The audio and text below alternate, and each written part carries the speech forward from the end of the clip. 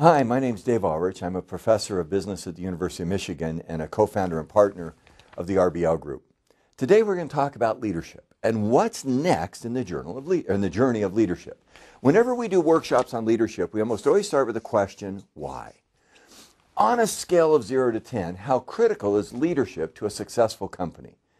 And if you're listening to this in your own mind, you're answering the question, we almost always get 8, 9, or 10. Leadership matters. Second question we ask is, so what makes effective leadership? And we say, in your experience, who have been the leaders you've admired? Who have been the people that have helped you learn? Who were your mentors?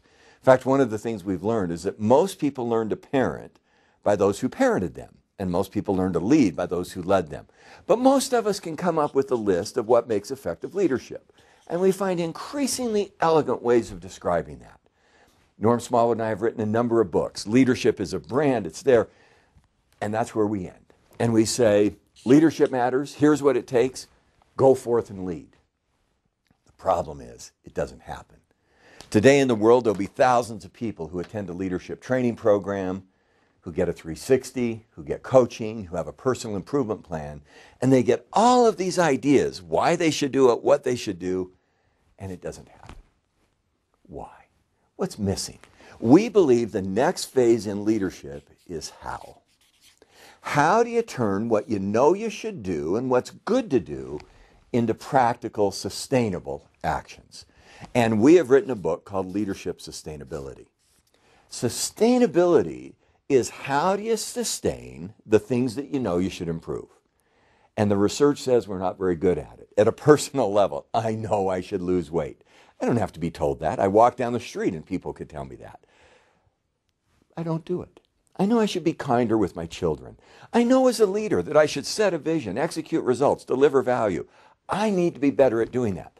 We looked at the research. We found 7 key factors. Simplicity.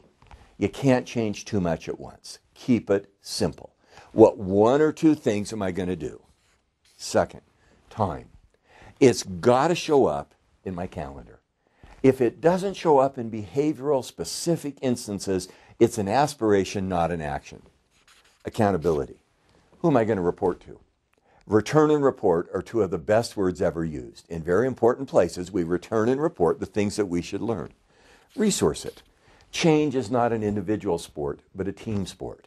How do I get coaching? How do I get help from my HR people, my systems?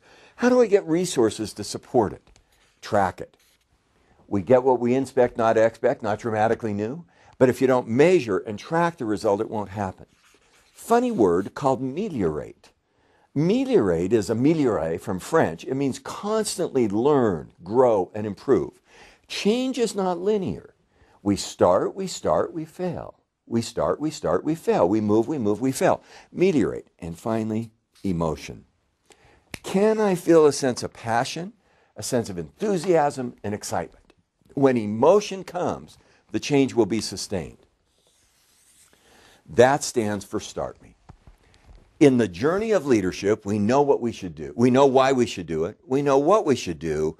Now Norm and I are so dedicated with the RBL Group. How do we actually sustain it? And can we assess ourselves against those factors? Where am I strong? Where am I weak? What do I need to do to sustain change as a leader and to make it work?